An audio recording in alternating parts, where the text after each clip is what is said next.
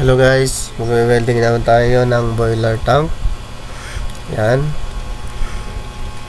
Ang process na gagawin natin dito ay SMAW 7018 yung gagamitin natin, 532. Medyo makapal-kapal konti yung inner core wire nya.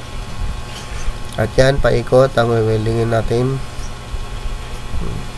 Meron tayong taga-control doon sa motor control para umikot yung ating boiler tank. Di bale, ang unang gagawin natin dyan siyempre lilinisin muna natin yung ating joint preparation. At gusto ko makita yung gaano kalawak ng ginagawa natin. Yan, medyo malawak yung ating boiler tank na yan.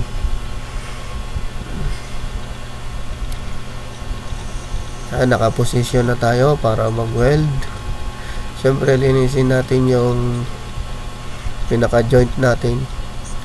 So, ang dyan, yung ginagawa natin dyan is back weld. May welding sa kabila, meron ding welding sa loob.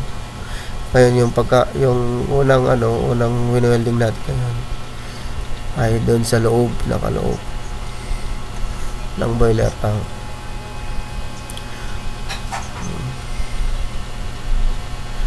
Yan, gagamit tayo ng chipping hammer, improvised chipping hammer yan. Medyo mahaba-haba yung chipping hammer yan para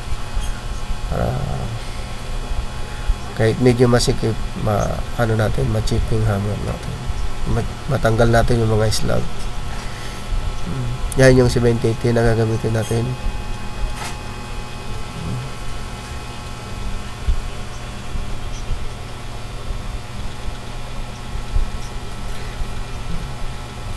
Yun, start na tayo sa pag-welding. Dahan-dahan lang ang weaving natin dyan. Dahan-dahan. Huwag nating madaliin kasi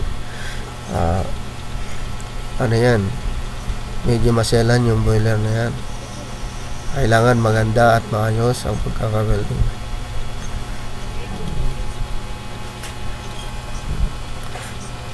Vertical yung ating position.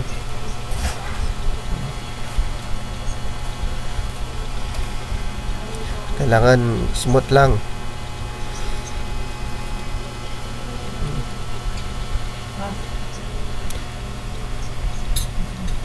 Pag nag-weaving tayo, huwag nagmamadali, lalo pag medyo makapal yung ating plate. At tama lang yung kanyang amperahe. Ang nilagay ko amperahe diyan is 143. Pwedeng nagre-range yan ng 143 to 160 dahil medyo makapal yung ating plate.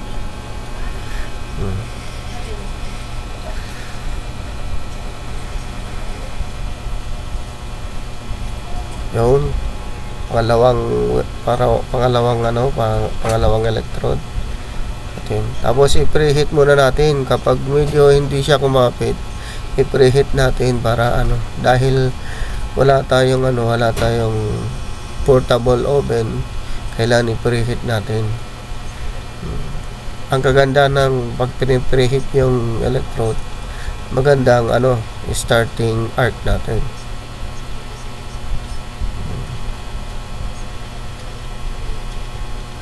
Yan, tuloy-tuloy lang.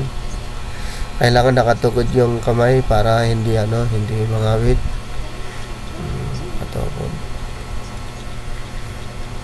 Medyo lang tayo, nakapantay lang doon sa yung ating electrode sa pinaka joint gap natin.